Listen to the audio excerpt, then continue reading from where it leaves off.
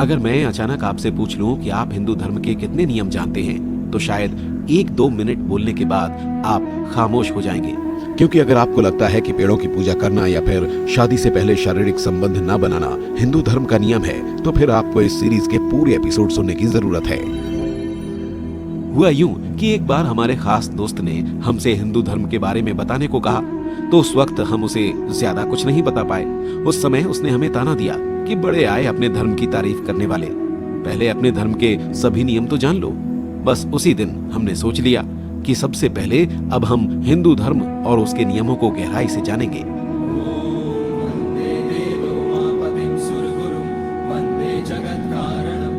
बस फिर क्या था, हमने हिंदू धर्म से जुड़ी कई किताबें पढ़ ली और हिंदू धर्म से जुड़े हुए हर छोटे बड़े नियम को काफी बारीकी से जाना। और क्योंकि बड़े बुजुर्ग कह गए हैं कि ज्ञान बांटने से बढ़ता है, इसी सोच को अपनाते हुए ये सोचा कि क्यों ना आप सबको भी हिंदू धर्म के बारे में बताया जाए, जिससे अगर आगे चलकर कोई आपसे पूछे तो आप हमारी तरह बताने में चूक न जाएं। तो आइए बताना शुरू करते हैं हिंदू धर्म के बारे में, जो एक ऐसा धर्म है जिसे संसार का सबसे प्राचीन धर्म माना गया है। इसके अलावा ये भी कहा जाता है कि हिंदू धर्म की उत्पत्ति मनुष्य के जन्म से भी पहले हुई थी। हिंदू धर्म को मानने वाले देशों में भारत, नेपाल, मॉरिशस, सूरीनाम और फिजी आते हैं। इसके अलावा अनुयायियों की संख्या के आधार पर यह विश्व का तीसरा सबसे बड़ा धर्म है। अब हम बात करते हैं हिंदू धर्म के नियमों के बारे में, जो अपने आप में ही काफी महान हैं और जिन्हें सुन लेने के बाद आप सबकी जिंदगी में कुछ ना कुछ बदलाव अवश्य देखने को मिलेगा। हमसे बहुत बार बहुत से लोगों ने पूछा कि जब यह धर्म इतना पुराना और इतना बड़ा है, तो इसके नियम भी बहुत सारे होंगे और कठिन भी होंगे। पर इसके जवाब पर चर्चा करने से पहले हम हिंदू धर्म के 10 खास नियम जान लेते हैं, जिन्हें सुनकर आप जान सकेंगे कि हिंदू धर्म को मानने वालों को किन नियमों का पालन करना चाहिए।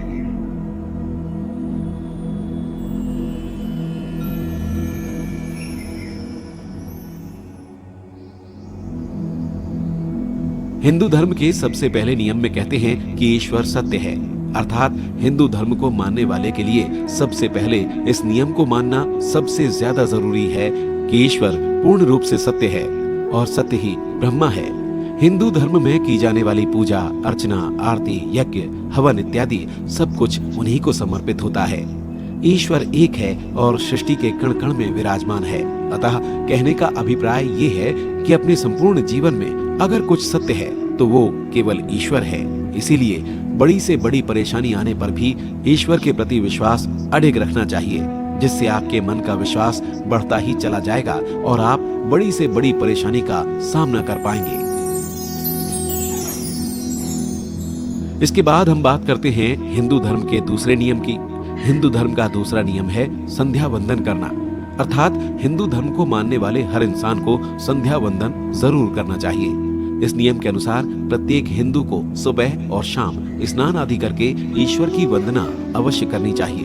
आप चाहें तो ध्यान लगाकर भी वंदना कर सकते हैं या ईश्वर की मूर्ति की आरती करके भी वंदना की जा सकती है।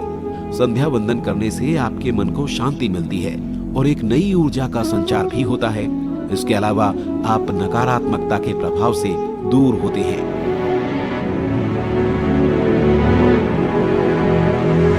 हिंदू पंचांग का आरंभ चैत्र मास में होता है और चैत्र मास से 5वां माह श्रावण मास होता है। अतः हिंदू धर्म के तीसरे नियम के अनुसार इस पूरे माह में व्यक्ति को एक वक्त ही भोजन करना चाहिए और उपवास रखना चाहिए। श्रावण शब्द श्रवण से बना है, जिसका अर्थ होता है सुनना, अर्थात सुनकर धर्म को समझना।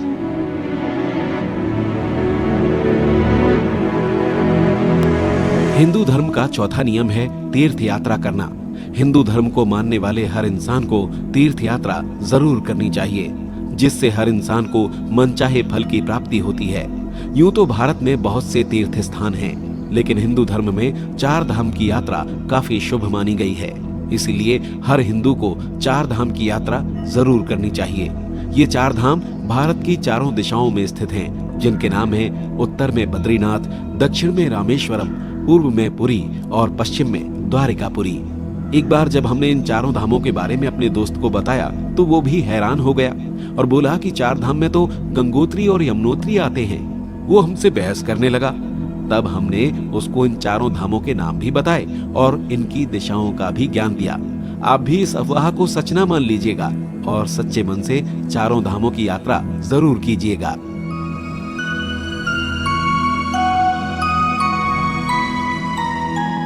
इसके अलावा हिंदू धर्म में अमरनाथ की यात्रा, केदारनाथ, यमुनोत्री, गंगोत्री और वैष्णो देवी का मंदिर इत्यादि बहुत से तीर्थ स्थल हैं, जहां हर हिंदू को जाना चाहिए और उसके साथ ही अपने बच्चों को तीर्थ यात्रा का महत्व अवश्य बताना चाहिए, जिससे हिंदू धर्म में जन्मे हर बच्चे को अपने धर्म के प्रति हर जानकारी मिल पाए।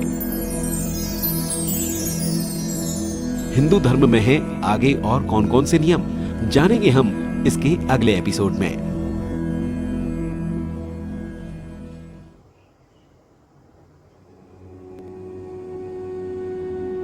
हिंदू धर्म का 5वां नियम है दान देना, अर्थात हिंदू धर्म को मानने वालों को अपनी इच्छा और क्षमता अनुसार दान जरूर देना चाहिए, जैसे कि अन्नदान, विद्यादान, अभयदान, धन दान इत्यादि। दान देने का अपना एक अलग ही महत्व है। पुराणों में भी कई प्रकार के दान का वर्णन किया गया है, जिसमें गौदान, किसी भी वस्तु का दान, भूमि दान, दवा का दान करना इत्यादि शामिल है। इसके अलावा कुछ दान ऐसे भी होते हैं जो किसी व्यक्ति विशेष को नहीं दिए जाते, जैसे दीपदान, छायादान, श्रमदान इत्यादि। हिंदू धर्म के वेद और पुराणों में दान का महत्व काफी ज्यादा माना गया है। दान देना एक पुण्य कर्म है और कहा जाता है कि दान देने से मनुष्य का इस लोक के बाद परलोक में भी कल्याण होता है। दान करने से जीवन की परेशानियों का अंत होने लगता है। हिंदू धर्म में महान दानवीरों में महर्षि दधीची का नाम सबसे ऊपर लिया जाता है, क्योंकि उन्होंने अपनी हड्डियां तक दान में दे दी थी। महर्षि दधीची भगवान शिव के बहुत बड़े भक्त थे और काफी परोपकारी भी थे। उनके पिता का नाम अथर्वा और माता का नाम चित्ती था।